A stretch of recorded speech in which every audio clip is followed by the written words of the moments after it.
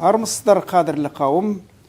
Тіл арнаның бүгінгі қонағы белгілі түркітанушы ғалым, халықаралық жоғарғы мектеп ғылым академиясының академигі, елші дипломат, экс-сенатор Әділ Құрманжанұлы Ахметов.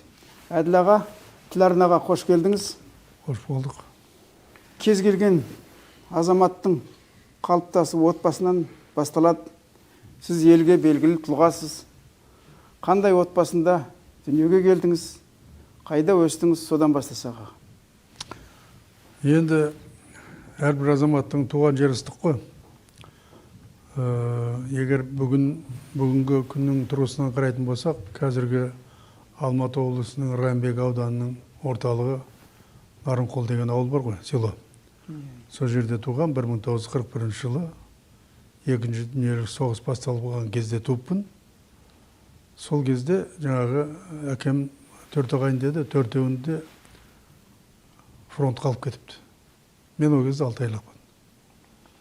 Содан ең үлкен ағасы ғана аман-есен келді, қалғанның бәрі сол екінші дүниежүзілік соғыстың құрбандығы болып кетті. Сол шешеміздің қолында өстік, әпкеміз екеуміз. Сол Нарынқолда мектепке бардық. Сол жерден өмір жолы сол жерден басталды. Сол мектебіңіз, ұстаздарыңыз туралы не айтар Енді едіңіз? аудан орталығы болғаннан кейін ол кезде 10 жылдық мектеп болатын, Нарынқол орта мектебі, қазір Абай атындағы болу керек. Ауданның басқа селоларында ондай орта мектеп жоқ. 4-5 класстық жаңағы мектептерден бітіргеннен кейін сол Нарынқолға жиналатын. Интернатта оқиды көбісі. Біздің қатарымызда біраз азаматтар сол жерде оқыды. Бізге ең бастысы жаңағы соғыстан кейінгі кезде армияда болып, әбден ысылып, өмірді көрген азаматтар, жаңағы білімге құштар азаматтар Алматыға келіп, жаңағы жоғарғы оқу орындарын бітіріп, сондай азаматтар келді. Мұғалімдердің барлығы жоғарғы білімді бар, сондай мықты азаматтар болды. Математиктерде, физиктерде, биологтерде, қазақ тілінен, орыс тілінен беретін мұғалімдердің барлығы жоғарғы білімді болды. Жай ғана білімді емес, білікті. Мына орыстарда бір мынандай бір сөз бар. Учитель от Бога деген. Ұстаз болу Алладан деген сөз ғой. Сол мен қазақ мектебінде оқыдым.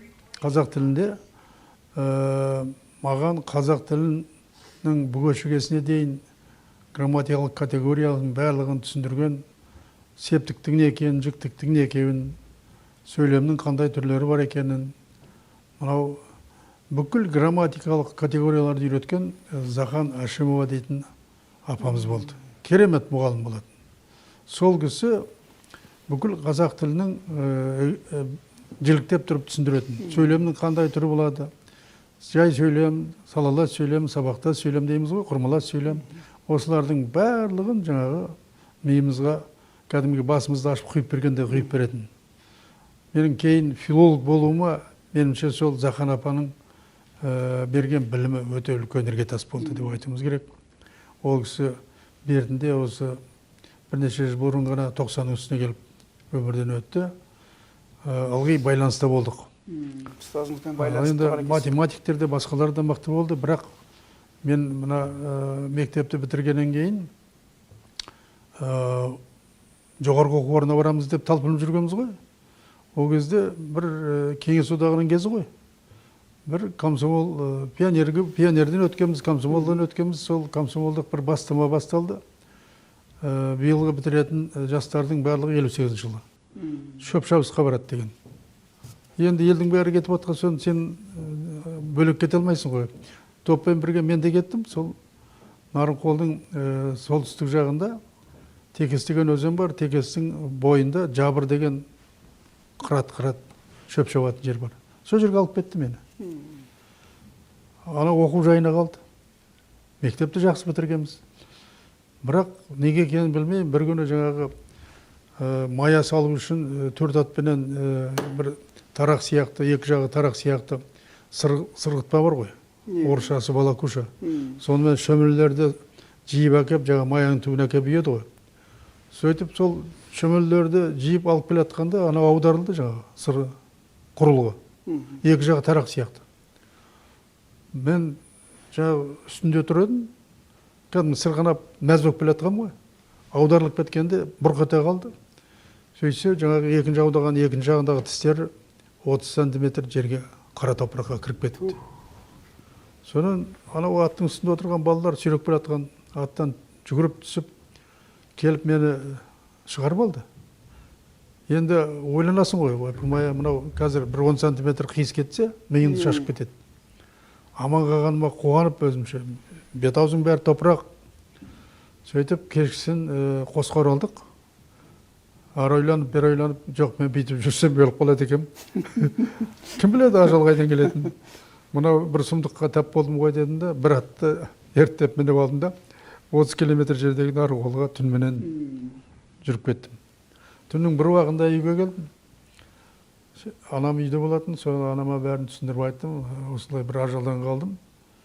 Енді осындай жағдай болды.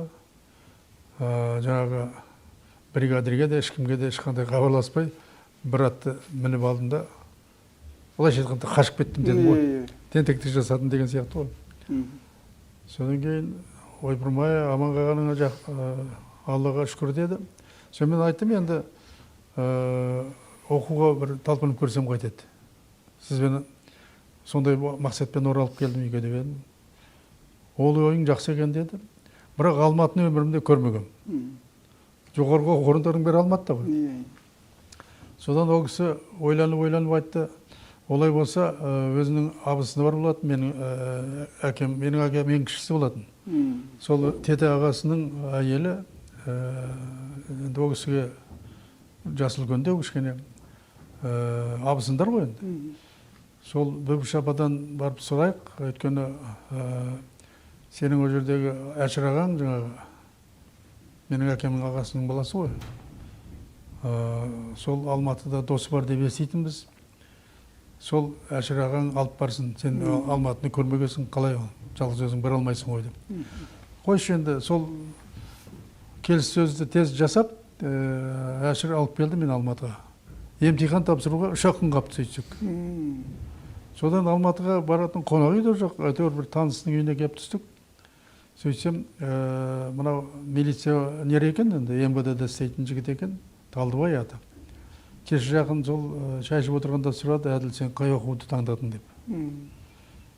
Ойбай аға, мен оқу таңдайтын күйде болған жоқпын.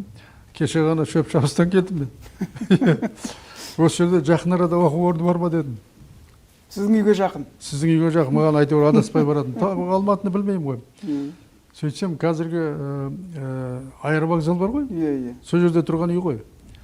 Содан кейін содан айтты, мына жерде бұрынғы Комсомол көшесі, қазіргі Төле би көшесінің бойында Каспийдің шет тілдер факультетінің ғимараты бар. Биыл сол жерде Каспий жаңағы емтиханды сол жерде алады.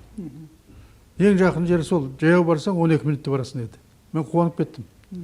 Енді қаланы білмейтін адамға оның өзі үлкен жеңілдік қой деп апарып көрсетті. Сөйтсем, документ қабылданып жатыр екен, документті қабылдады. Ол кезде Каспийдің ректоры Мәлік Ғабдөлін деген азамат, Кеңес одағының батыры. Содан енді мектепті қанша айтқанмен жақсы бітіргенбіз ғой. Қазақ тілін менен ағылшын тілінде бәрінде әйтеуір дұрыс тапсырып, мен студент болып кеттім ғой.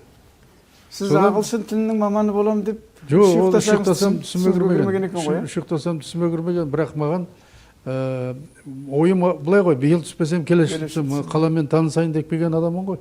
Шет тілінің маманы болуыңыз жаңа ағаңыздың үйінің сол оқу орнына жақында сөйлеп болған екен. Сол былайша айтқанда кездейсоқтық, бірақ өмірде кездейсоқтық болмайды ғой деймін. Сол енді өмірге үлкен жол ашқан әрі қазақ тілінің, әрі ағылшын тілінің маманы болып шықтық. 5 жыл оқыдық. Ол кезде сонда ол Алматы мемлекеттік университеті? Алматы педагогикалық институт бар ғой, Каспий. Алматы, Каспия. Соның шет тілдер факультеті. Кейін бөлініп шықты ғой. Кейін мына әлем тілдер университеті. Әлем тілдер институты бөлініп шықты. Содан біз екінші курста оқып жүрген кезде жақсы аяқтадым. Проректор мен кафедра меңгерушісі Құрманбаев, Козлов дейтін екі кісі шақырып алып маған айтты. әділ сенің оқуың өте жақсы, біз жақында бөлінеміз. Біз жеке институт боламыз. Егер осы қалпыңмен жақсы оқысаң, сені мұғалім алып қаламыз дейді. Екінші курста.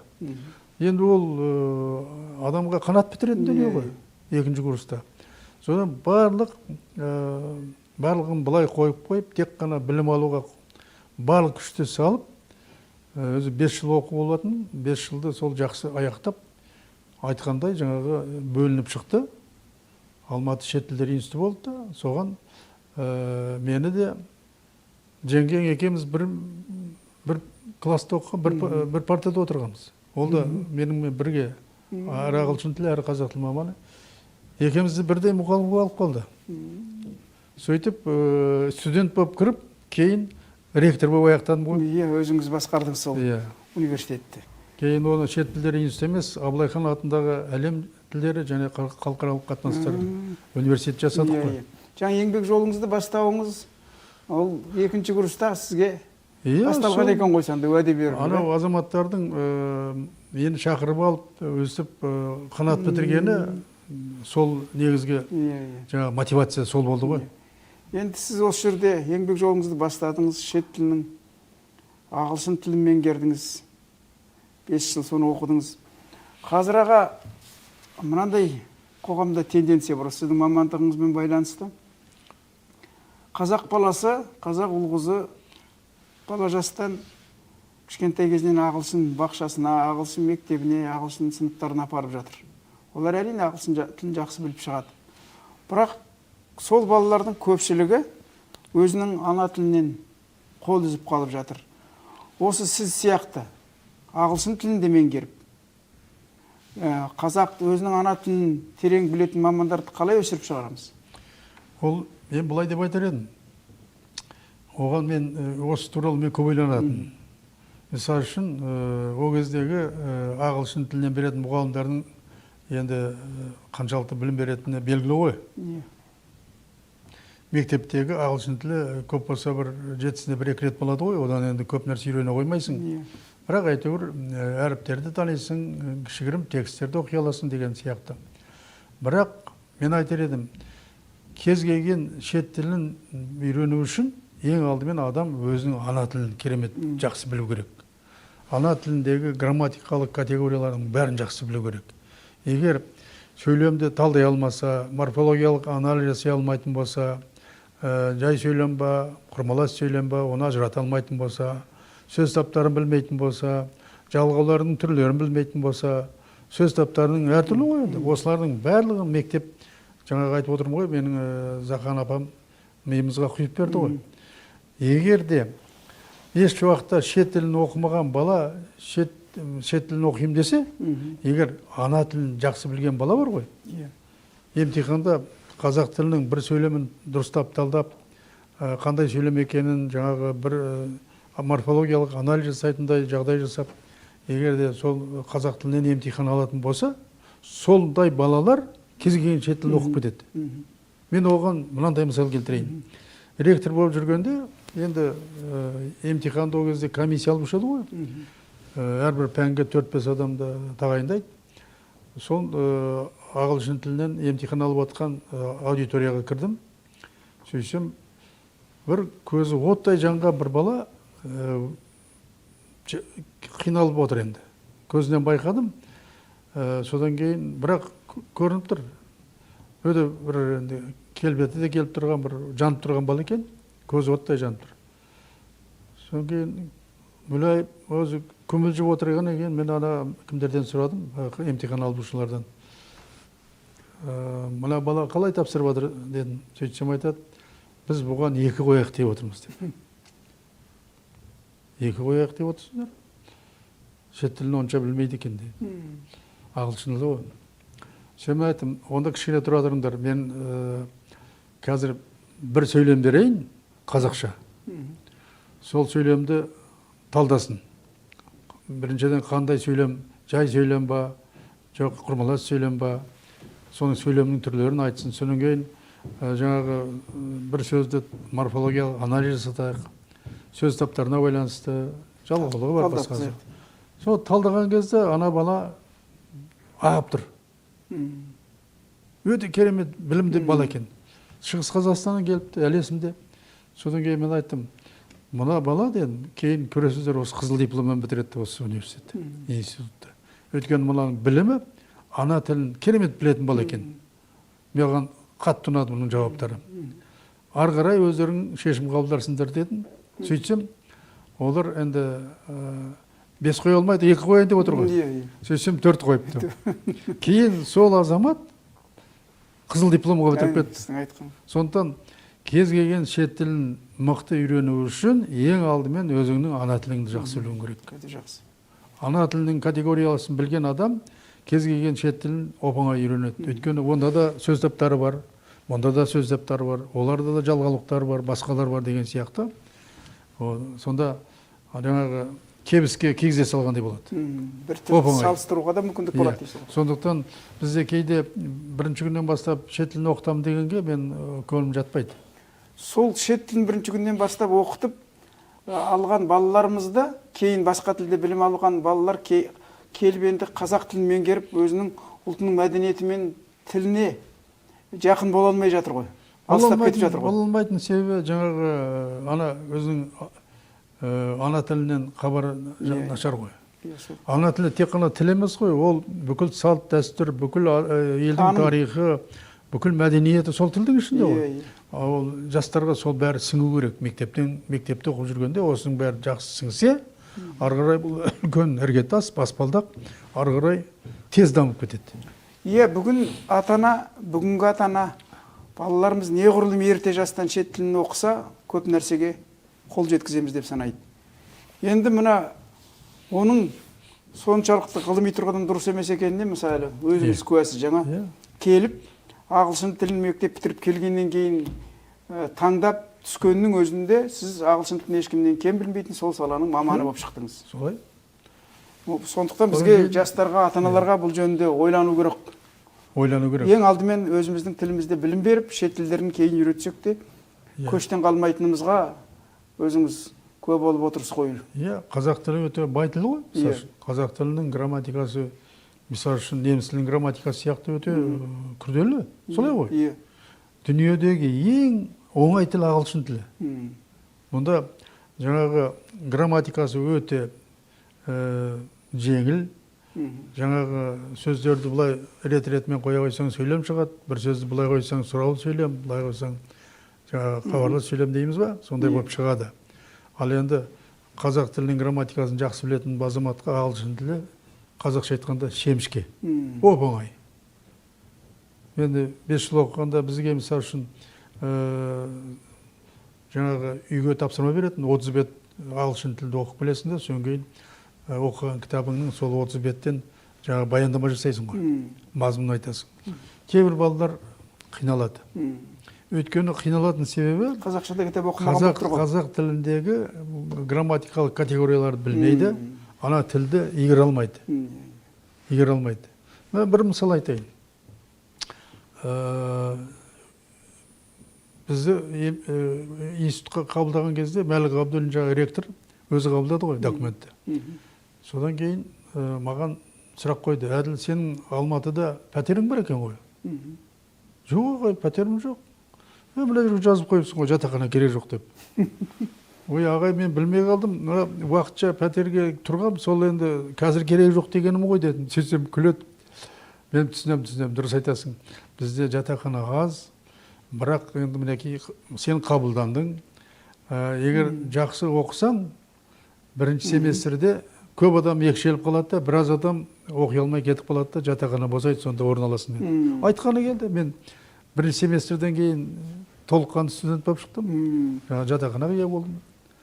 Мәлік Ғабдуллин ағамыз сөйтіп мені өзі қабылдаған екен ғой. Өзі қабылдады.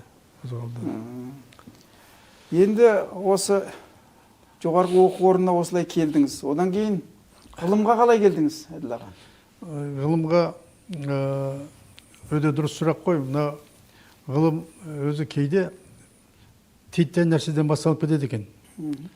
Бізде тіл білімінен Әмеди Қасенов дейтін профессор ағамыз, білесіз ғой, филолог.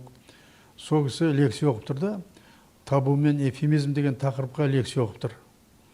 Енді ол кісі өте әдемі оқитын, тартымды оқитын. Бұл табу мен эвфемизмдерді түсіну үшін сендерге бір-ақ мысал берейін деді. Сол мысалды оқсаңдар, табу мен эвфемизм не екенін бірден түсінесіңдер деп мынандай мысал айтты. Бір ақылды келін атасына бүйтіп айтыпты дейді. Сылдыраманың ар жағында, сарқыраманың бер жағында маңыраманы ұлыма тартып кетіпті. Жаныманы білемеге білеп алып келе қойыңыз депті. Енді бұл қазақтың ат тергеу салты бар емес пе? Атасының атын атамайды, қайнағасының атын атамайды, енесінің, қайнысының, қайныларының атын атамайды, қайнағаларының атын атамайды дегендей. Сонда жаңағы ақылды келіннің айтайын деп тұрғаны былай ғой. Сылдыраманың қамыстың ар жағын, бер жағында, сарқыраманың қамыстың ар жағында, сарқыраманың деп отқан өзеннің бер жағында маңыраманы қойды, ұлыма қасқыр тартып кетіпті. Жаныманы пышақты білемеге қайраққа білеп алып келе қойыңыз. Айтайын деп тұрғаны, анау арам өліп қалмасын, бауыздау керек болған. Сонда ақылды келіннің айтайын деп тұрғаны, жаңа ат тергеу салтына байланысты өзеннің деп айтса, Өзенбайға тиіп кетеді. Атын айтуға болмайды. Қамысбай, Өзенбай, Қойшыбай, Қасқырбай, Қайрақбай, Егеубай, Пышақбай барлығы кісінің аттары ғой. Сонда біреусінің де атын атамай, жаңағыдай қиын жағдайдан шығып кеткен ғой. Ақылды келін ғой енді. Әділ аға, сіз енді жаңа өзіңіз айтып жатырсыз, осы табу мен эвфемизмге келдіңіз. Ол енді арғай осы этнолингвистикалық зерттеулерге қарай бет бұрдыңыз. Осы бағыттағы зерттеулеріңіз туралы айтсаңыз. Содан енді бұл осы тақырыпқа менің енді ойымда қалған ғой. Бір күні жаңағы мұғалім болып қалдық қой енді. Жан-жағыңа қарайсың, аспирантураға түсіп, білім алып атқан азаматтарды көресің, талпынасың. Соны бір күні жаңағы Әмеди Қасенұлына мен кабинетіне кіріп, осы кафедраның меңгеретін тіл білімі кафедрасын.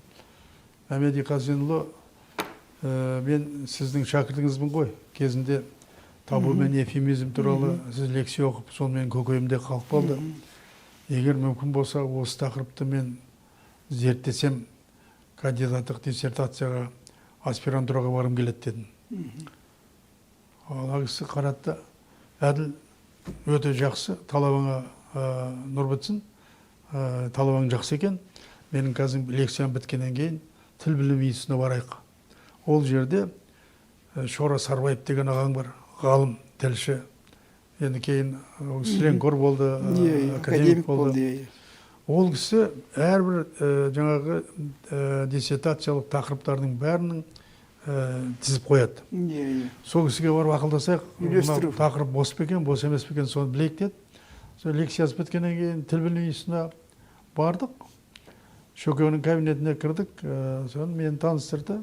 Екеуі бір-бірін өте жақсы білетін көрініп тұр. Бір заманның адамдары ғой. Шөке, мынау Әділді ертіп келдім. Әділ деген бізде жас мұғалім. Табу мен эвфемизм деген тақырыпты зерттегісі келеді. Осы тақырып бос па, жоқ, біреу алып қойды ма деді. Сөзі алдында картотека стройкен бетіп қаратты. Бұл тақырып бос деді. Олай болса, осы тақырыпты Әділге бекітейік деді. Сөйтіп тақырып бекітілді. Кандидаттық диссертацияны сол аспирантураны бітіргеннен кейін сол Байтұрсынов атындағы тіл білім институтының ғылыми кеңесінде қорғадым. Әбдуәли аға ол кезде сол биыл аман болса 100-ге келер еді ғой. Енді сол кісі сол кандидаттық және докторлық диссертациялық комиссияның төрағасы болатын. Сол жерде қорғадым. Тақырып өте қызық. Ал енді ақыр тақырыпқа болғаннан кейін бұл тақырыпты зерттеу үшін, терең зерттеу үшін көп аппарат керек қой. Ал енді мына мен бірден айтар едім, маған үлкен көмек болған ағылшын тілі болды. Өйткені жаңағы осы тақырыпқа байланысты әлемнің жаңағы дерек көздерін табу үшін Мәскеудің Ленин кітапханасына да бардық. Кейін Америкада бір 3 жыл жұмыс істегенде де осы тақырыппен ары қарай іздендік. Сонда осы тақырыпқа байланысты шыққан әлемдік әдебиеттің бәрін тауып алдым. Ағылшын тілінде, неміс тілінде, басқа тілдерде шыққанның бәрін тауып алдым.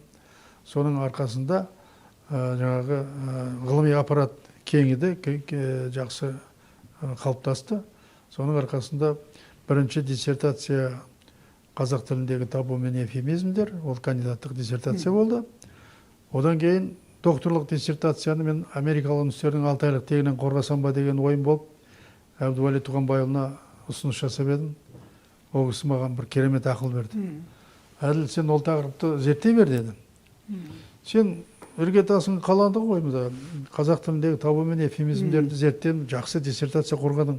Енді осыны кеңейтіп, түркі тілдеріндегі табу мен эвфемизм деп неге алмайсың деді. Дұрыс ақыл ғой. Сөйтіп мен екінші диссертацияға кірісіп кеттім. Оның жолы ашылды, өйткені Америкадағы Аризона штатының Тусон дейтін қаласы біздің Алматымен бауырлас қала. Сол кездегі қаланың бастығы Заманбек Қалабайұлы Нұрқадилов еді ғой. Ана бауырлас қаламенен қарым-қатынас орнатып, сол қалаға уәкілдік ашсақ па деген ойына кепті. Содан кейін сол ойын іске асыру үшін мені таңдады. Сен уәкіл болып барасың ба дейді бір күні. Күтпеген жер ғой. Барам әрине. Өйткені мен дәл сол қалаға алдында 5 айға барып қайтқам, 8 студент алып. Сол қала туралы, енді бауырлас қалалар туралы әңгіме болғанда, жаңағы ол кісінің ойына келген болу керек. Егер уәкілдік ашса қалай болады? Батырлық қой. Кеңес одағының кезінде. Ақшпен. Ол елшілік емес қой. Оны орыс тілінде народный дипломатия дейді, халықтық дипломатия ғой. Сөйтіп, мені Тузонға жіберді. Жеңген, соңы кіші ұлым Нұржанды алып, үшеуміз 3 жыл сол жерде жүрдік. Бауырлас қалалардың комитеті деген болды. Сонда қатысып, Қазақстан туралы баяндама жасап тұрдым. Олардағы жаңалықтарды елге жеткізіп тұрдым. Енді жеткізгенде қатар қыл жеткізесің ғой. Сөйтіп, журналистік қырым пайда бола бастады. Жазасың ғой. Осылай болды. Енді жаңа түркі тілдер алдымен қазақ тіліндегі табу мен эвфемизмдерді, одан кейін оның аясын кеңейтіп, түркі тілдерінің табу мен эвфемизмдерді салыстырдыңыз. Осы жердегі мына салыстыру барысында материал жинағанда түркі халықтарының Қыпшақ, Оғыз, Қарлық топтарына жататын материалдар жаңа ағылшын тілінде таптыңыз. Не айырмашылық, қандай ұқсастықтар атап айтар едіңіз осыны? Енді мынау бұл тақырып өте кең тақырып. Кез келген тілдің құрамында бар бұл табу мен эвфемизмдер. Ол ағылшын тілінде де бар, неміс тілінде де бар, Жапон, Қытайда бар, бәрінде бар.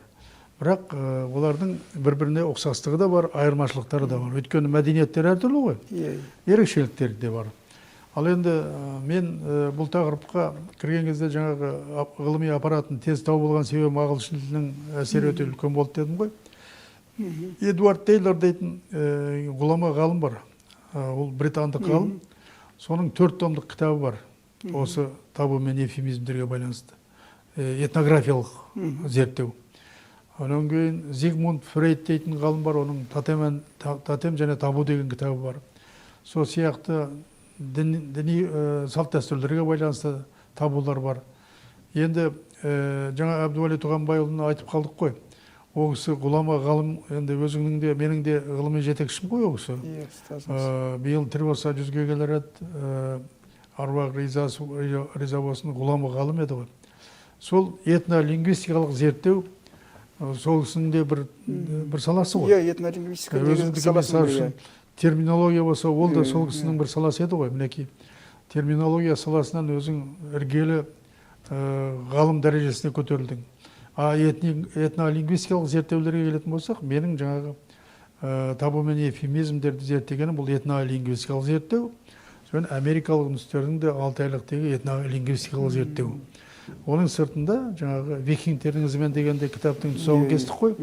Ол да этнолингвистикалық зерттеу. Этнос пен тілдің арасы байланысы көрініп тұрады.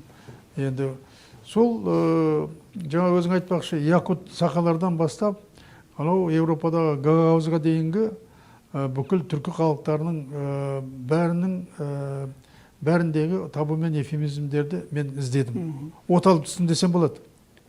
Жаңағы қақастардың да, тывалардың да, ноғайлардың да, мысалы үшін Қарачай балқарлардың да, гагаузындардың да, татарлардың да, башқұрттардың да, Әзербайжан бар, мына жақта өзбектер бар, түркмендер бар. Барлығын қарап шығуға тура келді. Өйткені тақырыбы түркі тілдеріндегі ғой. Түркі тілдерінде дегеннен кейін бір-екі тілмен ғана шектелмейсің. Сол басқа тілдердегі осы тақырыптың артына оталып түсіп,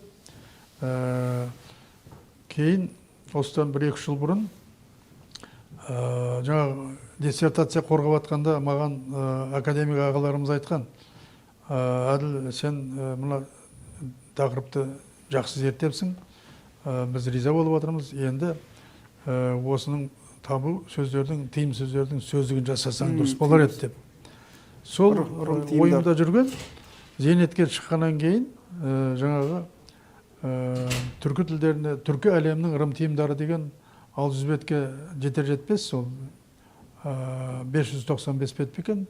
Сондай монографияны аяқтап, халықаралық түркі академиясы шығарды, қазір айналымда жүр. Анау айтқан ғалымдардың, ағаларымыздың өсиеттерін орындадым ғой деп ойлаймын. Ырым тиымдар тамаша дүние. Қазір ол айналымда жүр. Түркі әлемінің ырым тиымдары. Түркі әлемінің ырым тиымдары. Сол Сол бұрынғы жинаған материалдарыңыз. Жинаған материалдар, содан кейін анау Алматыдағы орталық музейдің көп жыл бойғы директор болған Нұрсан Әлімбайды білесіз ғой? Ол әрі тарихшы, әрі этнограф, әрі археолог, сондай жан-жақты жігіт қой.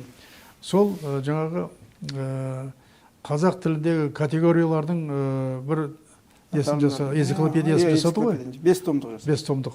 Соған мен қатыстым. Өйткені менің тақырыбымда оған келеді ғой. Сөйтіп, жаңағы сол категорияларға 5 томға кірген этнографиялық сөздердің ішіндегі тыйым мен эвфемизмге қатысы бар сөздердің бәрін жиып, жаңағы сол жүйеменен жүйелеп сөздік жасадым. Ол жаңағы энциклопедия қатты көмек болды маған. Ол өте жақсы көмек болды. Білесің ғой оны? Енді бұл түркі халықтарынан шығып, оның географиясын одан ары кеңейтіп, америкалық үндістердің 6 айлық тегін іздедіңіз. Оған байланысты да бірнеше монография жарияладыңыз. Бұл да этнографиялық зерттеу ғой. Өйткені этноспен байланысты ғой. Жалпы тіпті америкалық үндістердің де тыйымдары біздің тыйымдарға өте ұқсайды. Мысалы үшін бар ғой, балаларының санын айтпайды. Үндістер ме? Үндістер. Содан кейін тұрмыста салт дәстүрлері де, оларда да ұрулар бар, тайпалар бар. Мен жаңағы Американың Аризона штатының Тусон дейтін қаласы, бізбен бауырлас деп айттым ғой. Солардан біздің шет тілдер институтына ұсыныс келді бір күні, хат келді. Сол америкалық жаңағы университеттің өзінің есебінен жаңағы барып келуі, жатын орны, ұшағы бар, басқасы бар. Солардың есебінен бір 8 студентпен жетекшісіне жаңағы мүмкіндік жасаймыз. Бауырлас қалалардың арасында қарым-қатынас үшін өте қажет деп біздің институтқа шақыру келді. Сол кезде институттың басшылығы маған ұсыныс жасады. Әділ, енді мамандығың ағылшын тілі, жақсы шәкірттерің бар, солардың ішінен таңдап бір 7-8 студент таңдап, сол осы 5 айлық командировкаға барып қайт деді. Мен енді бөркімді аспанға атсам да атып жібергендей болды, өйткені үлкен қуаныш қой. Енді бұл да ғылыми зерттеу жұмысын ары қарай жүргізуге үлкен баспалдақ болады. Сонымен ең мықты студенттерді таңдап алдым, 8. Сөйтіп Американың жаңағы Аризона штатындағы Тусон қаласына ұшып келдік. Ол өзі бір жатқан хикая. Американың университеттерінің кітапханалары керемет. Әр университеттің кітапханасының жүйесі Вашингтондағы Конгресс кітапханасына ұқсас, бірдей. Жаңағы кірген бойда анықтамалық бюроға кіресің, іздеген тақырыбыңды, іздеген кітабыңды компьютерден тересің, анықтама демде алдыңа шығады. Мысалы үшін 6-7 қабатты кітапхана болса, соның қай қабатында, қай сөресінде жаңағы кітап тұрған, немесе қолда болса, оны қолда екенін қашан қайтатынына дейін жаңағы анықтамаласың. Сөйтіп жүргенде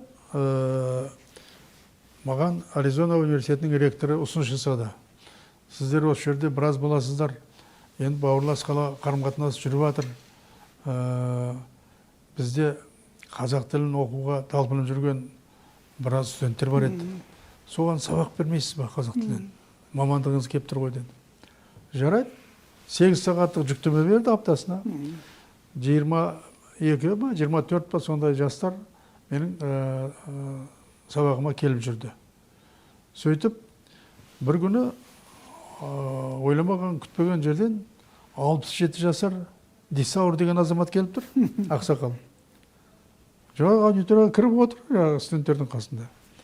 Соған ойландым, ойпырмай, мына ақсақалға не керек болды екен, бірақ енді таң қалсаң да айта алмайсың, ыңғайсыз ғой, этикаға жатпайды. Сабақ жүріп жатыр. Бір уақытта сабақ аяқталды. Аяқталғаннан кейін жаңағы ақсақал менің қасыма келіп, профессор мырза, сізбен бір 5-10 минут сұхбат жасауға бола ма дейді. Болады, неге болмасын. Аудитория бос болса, осы жерде қала берейік дедік. Бос екен, қалдық. Ол 10 минут емес, 1,5 сағат сөйлестік. Содан өзінің тарихын айтады ғой. Дисаур деген немістің тегі неміс екен. Мен дейді, жас кезімде әкем рентген аппаратын сататын саудагер болды. Стамбулда 17 жыл сауда жасады. Мен қасында жүріп, түрік тілін судай үйреніп алдым. Ал енді сөйлеп көрші десем, түрікше ұрып тұр. Содан кейін енді өзіңіз айтып қалдыңыз ғой, не үшін келдіңіз десем, айтады. Мен сіздің осында келгеніңізді, университетте сабақ беріп жүргеніңізді естідім. Менде бір қызығушылық бар. Түрік тілін енді жақсы білгеннен кейін қазақтың тілінің де түркіге қатысы бар екенін біліп келіп отырмын. Екеуінің ұқсастығы қандай, айырмашылығы қандай, соны білу үшін келіп отырмын деді. Сонымен жаңағы ақсақал енді бана жастар білмейді ғой оның тілді білетінін. Бәрінен озып кетті. Енді ана жастар қызғанышпен қарайды. Бір күні маған ұсыныс жасады. Алдында 1 сағат сөйлескенде, қайда тудың, Қазақстанның қай жерінде тудың деген сөзді айтқанда, осындай Хантеңір деген шыңның етегінде тудым. Осындай үлкен Қазақстанның өте таулы аймағында деп. Тусоның тұрған жері бұрын Шалқар көл болған, жан-жағының бәрі тау, кеуіп кеткен жерде қала орнаған. Онда сіз тауды сағынып жүр екенсіз ғой деді. Рас, сағынып жүрмін дедім, тауда туғам, тауды жақсы көрем дедім. Онда мен сізге ұсыныс жасайын, сенбі күні мен сізді тауда аралатып келейін. Бұл да бір кездейсоқтық нәрсе дейін десең, кездейсоқтық нәрсе емес. Содан келіп жатырмыз, сол кісінің көлігімен. Бір сайға кіре берген жерде алдымыздан бір бағанаға іліп қойған жазу, Баба Тоақ деген жазу жазылып тұрды. Таудың аты ғой дедім. Көлігіңізді тоқтатыңызшы, мен мынаны суретке басып алайын деп, фотоаппаратым бар еді. Басып алдым. Соны ары қарай кеттік. Сұраймын ғой, жаңағы сөз тіркесі Баба Тоақ деген не десем, Бақатау дейді. Маған бір сәтте ой келе қалды. Ойпырмай, бабасы Бақ екен, Тоағы тау екен. Тауды біздер тау дейміз, қырғыздар то дейді. Түркмендер, түріктер, Азербайжандар дақ дейді. Мына тоақ деп отқан, сол даққа келіп тұрған сияқты болып маған бірден әсер етті. Содан кешке дейін аралап көрдік та, кеш жақын келдік. Ертесінде жексенбі күні мен кітапханаға бардым. Жаңағы сөз мені мазалай бастады. Содан университеттің кітапханасы жексенбі күнінде істейтін. Кіре салып, жаңағы бюродан, анықтама бюросынан Аризонаның топонимдерін іздедім. Компьютерден алдым. Сөйтсем, бәлен этажда, бәлен жерде мынандай кітаптар бар екен. Көтерілдім. Сөйтіп, зерттеу басталып кетті. Кейде ұшқыннан жалын дейді ғой. Егер Бақатау маған кезікпесе, мен бұл тақырыпқа бармауым мүмкін. Өте қызық. Өте қызық. Сөйтіп, осы тақырыпқа кетіп қалдық. Өте қызық. Үлкен монография болып шықты ғой. Кейін шықты енді. Көрдіңіз, бір сөздің тарихына қызығудан тұтатып жіберді. Ол жақсы енді. Бұл жерде Сіз тіл мамансыз, ана сөздің тұлғасын көріп тұрсыз, түрік тіліне ұқсастығын көріп келдіңіз. Аға, сіз енді мемлекеттік қызметті атқардыңыз, комитет басқардыңыз, вице-министр болдыңыз, елші болдыңыз, елші дипломат болды. Мүмкін соның әсері ма, сіз геосаясат мәселесіне де араласып, осы еңбек жаздыңыз. Жаһанданған әлемнің геосаяси келбетін сипаттадыңыз. Осыған не себеп болды? Енді оған себеп болған бұлай. Мен парламентке депутат болып келердің алдында жаңағы елші едім ғой. Лондонға мені елші қылып жіберген. Жаңағы енді ағылшын тілін білгеннен кейін елшінің тілді білгені дұрыс қой. Егер тіл білмейтін елші болса, ол толыққанды елші бола алмайды. Тәржімешіменен жүрсе, ол толыққанды елші бола алмайды. Өйткені тәржімешін айтса, соны ғана қабылдап отырады ғой. Құдайға шүкір, енді 5 жыл оқыдық. Оның үстіне бізде 3-ші курстан 5-ші курсқа дейін кезінде Ресейден ата-бабасы Америкаға кеткен Александр Павлович Рогач дейтін мұғалім сабақ берді. Керемет маман ғой енді, американдық, бірақ орысшасы да керемет. Әйелі де, екеуі де сол мықты азаматтар 3 жыл қатар сабақ берді. Соның арқасында оның үстінде жаңағындай проректор мен кафедра меңгерушісінің айтқан талабы бар. Осыны нысанаға алып, жаңағы бітіріп шықтық қой. Елші болып жүргенде ол да бір қызық дүние екен, дипломатияның тілі. Айтпақшы, дипломатқа бар ғой, жаңағы табу мен эвфемизм өте керемет көмекке келді. Дипломатияның тілі астарлы тіл ғой. Астарлы тіл ғой. Оны бір мысал айтайын, мысал үшін. Британия музейі деген керемет музей бар ғой. Британия кітапханасы әлемдегі ең үлкен кітапханалардың бірі. Қытайдың кітапханасы, Конгресс кітапханасы, Британия кітапханасы ең үлкен кітапханалар. Егер кітаптар тұрған сөрелерді ұзағынан қоятын болса, мен 2001-2002-де болдым. Сол кезде 200 километр болады. Сөрелердің ұзындығы қосса. Енді үлкен кітапхана ғой. Сөйтіп, енді елші болып жүргенде толыққанды елші болдық деп айта аламыз. Өйткені тілін білесің, сол елдің бүкіл болмыс бітімін зерттейсің. Ал енді сізді соған тағайындаймын. Тапсырма жаңағы осы кісінің көмегімен жаңағындай екі елдің арасында бір университет ашайық деп. Сол келесі кірісіп кеттім ғой мен. Лондонға келіп, жаңағы Британияның мұнай-газ университеттерінің бәрін аралап шықтым. Абердин дейтін қаласы бар Шотландияда. Ол Британияның мұнай-газ астанасы. Хериет Уот университеті бар, тағы бірнеше университеттері бар. Солардың бәрін аралап, жаңағы 2001 жылдың аяғына таман 2002 жылға қарай жаңағы президенттің указы шықты. Қазақ-Британ техникалық университеті ашылсын деген. Енді ол содан мені қайтадан шақыртып алды. Сіз сол университеттің ректоры болып келдіңіз. Жоқ, шынымды айтсам, мен оған көңілім жатпады. Енді қажетқа мен техникалық университет қой, мен филологпын. Мен президентке айттым, рахмет ұсынысыңызға, бірақ бұл жерде техникалық маманның иесі отырғаны дұрыс қой. Мен филологпын, бұл техникалық университет деп едім. Ол кісі маған контраргумент айтты. Әділ, сен білім комитетін басқардың ғой кезінде. Барлық ректорларды өзің тағайындадың ғой. Мамандарды тапта, жұмыс істет, сен басқарасың, өйткені сенің тілің керек болады болғанда. Ана ағылшындармен байланысты үзіліп қалмасын деп отыр екен, сөйтсем. Жарайды деп келістік қой. Енді Қазақстан-Британ техникалық университеті қазір өте іргелі университетке айналды. Негізі қаланды. Жақсы жігіттер басқарып отыр, мысалы үшін.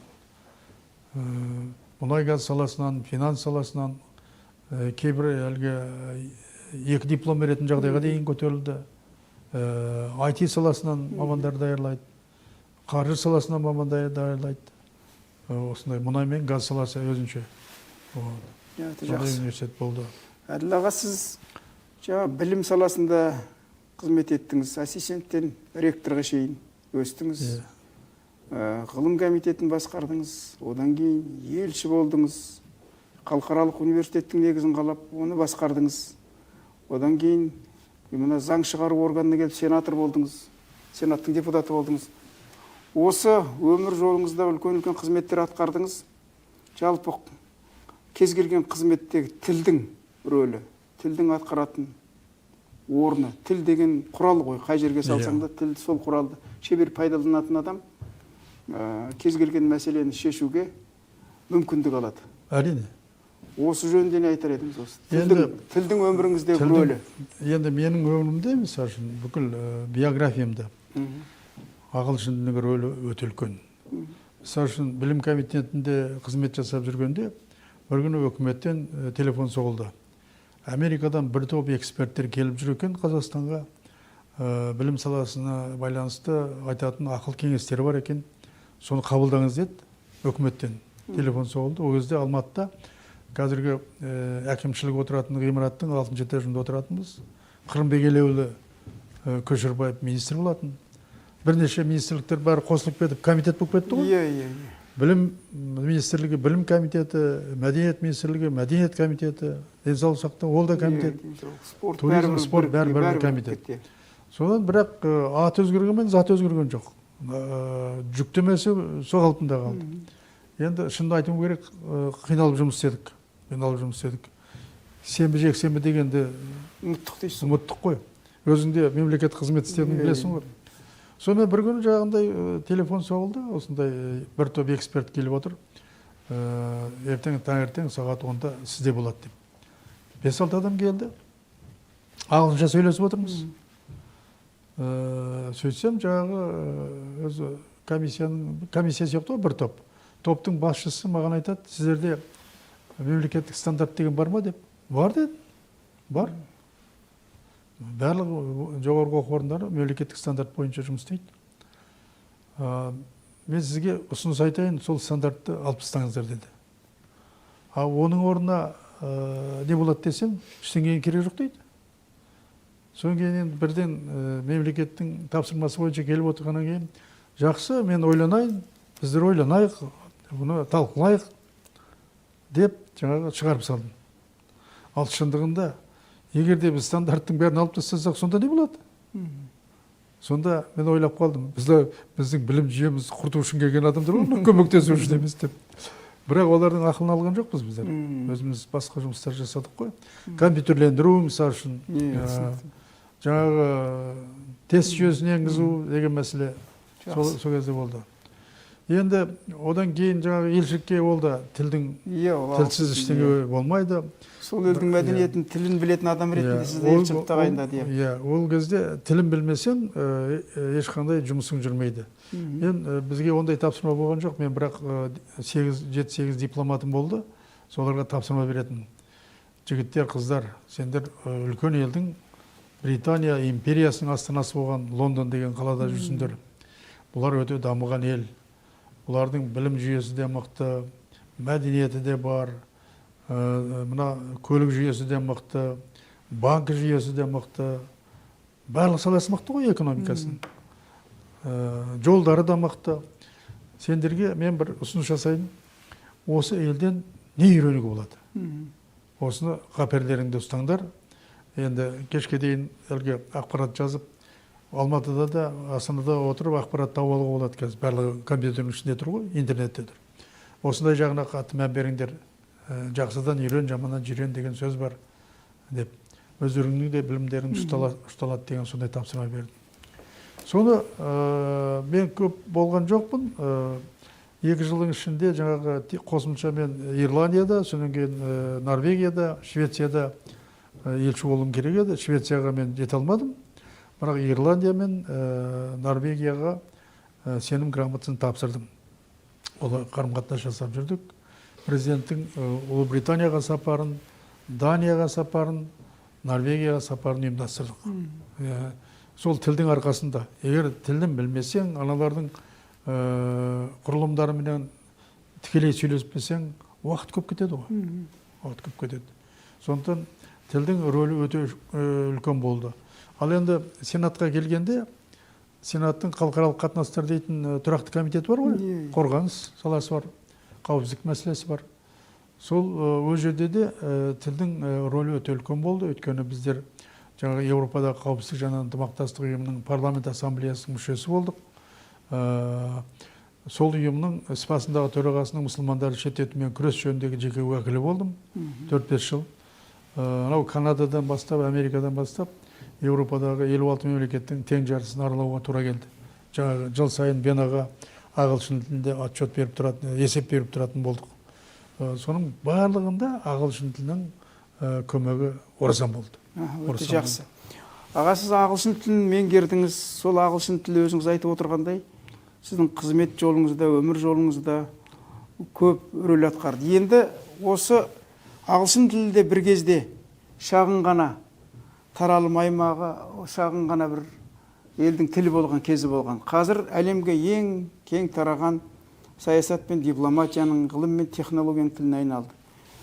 Осы ағылшын тәжірибесін пайдаланып, сіз маман ретінде тілін білетін, соның салтын, дәстүрін, мәдениетін білетін адам ретінде біздің қазақ тілінің өрісін қалай кеңейтіп, қалай бізде осындай дамыған тілдердің әлемге жайылған тілдер сияқты біздің де өрісіміз қазақ тілін қолданыс аясын кеңейтуге қандай енді ақыл кеңес жол сөз айтар едіңіз ғалым ретінде? Ағылшын тілі тек қана Ұлыбританияның тілі емес, Америка құрама штаттарының да тілі, Австралияның да тілі, Жаңа Зеландияның да тілі, Оңтүстік Африканың да ағылшын тілінің рөлі өте үлкен. Өйткені бұл тіл Британия империясының тілі ғой. Кезінде мынандай бір әпсәне болған. Британия империясының аспанында күн сөнбейді деген. Оған біреу сенсе, біреу сенбейді ғой. Ал шындығында Британия жаңағы ағылшын тілі, Британия империясы мына Тынық мұхитындағы аралдардан бастап жаңағы анау солтүстік Америкадағы Америка құрама штаттарына дейінгі жердің бәрін отарлады ғой. Америка құрама штаттарының өзі кезінде отар болған, кейін егемендік алып жеке мемлекет болды. Ал енді азғандай тіл кішкентай ғана аралда тұрған сияқты болып көрінеді. Бірақ бұл үлкен империяның тілі ғой. Үлкен империяның тілі. Қазіргі дүние жүзінде шығып жатқан ақпараттың 70% ағылшын тілінде. Ол ғылым мен технология болсын. Мына медицинада мысалы үшін медициналық терминдердің 1 миллионнан астам терминдер, одан да көп терминдер. Қазір мен білетін оқыған кезде сондай болатын, қазір бірнеше миллион болған шығар. Көрдіңіз бе? Өзің терминология саласының маманысың ғой. Сондықтан ағылшын тілі өте бай тіл. Шекспирдің тілі дейміз. Ол түсінікті. Бір кезде ғана Рим империясының дәуірлеп тұрған француздар ғылымның тілінің негізін салған латын мен гректен озып тарап кетуінің себебі кейін ғой енді. Олар басында тарихты алып қарасақ, латын тілі, басқа тілдер өте мықты болды ғой. Бірақ кейін ағылшын тілі осындай өрісін өте кеңейтті, сіз айтып отырғандай. Өнен кейін бұл тілдің кеңейіп кететін себебі біріншіден империя тілі. Ол тек қана империя болған соң ғана емес, ықпалы күшті болды ғой империяның. Отырлаған жерде, мысалы үшін міндеттерде тілін бірге өткізеді. Қазір Ұлыбританияның Британия кеңесі деген ұйым бар. Британия кеңесі барлық елде бар олардың. Елшілігі қай жерде бар, о жерде Британия кеңесі бар. Бұны ағылшын тілін таратудың бір жаңағы несі, механизмі. Мысалы үшін, Ресей кейін ғана ашты ғой ондайды. Олар баяғыдан. Сондықтан екіншіден бұл тіл өте жеңіл тіл. Екіншіден бұл ғылым мен технологияның тілі. Сондықтан тез дамитын себебі, тез басқа жаққа дамитын себебі, жақсыдан үйрен, жаманнан жирен деген қазақтың мақалы бар ғой.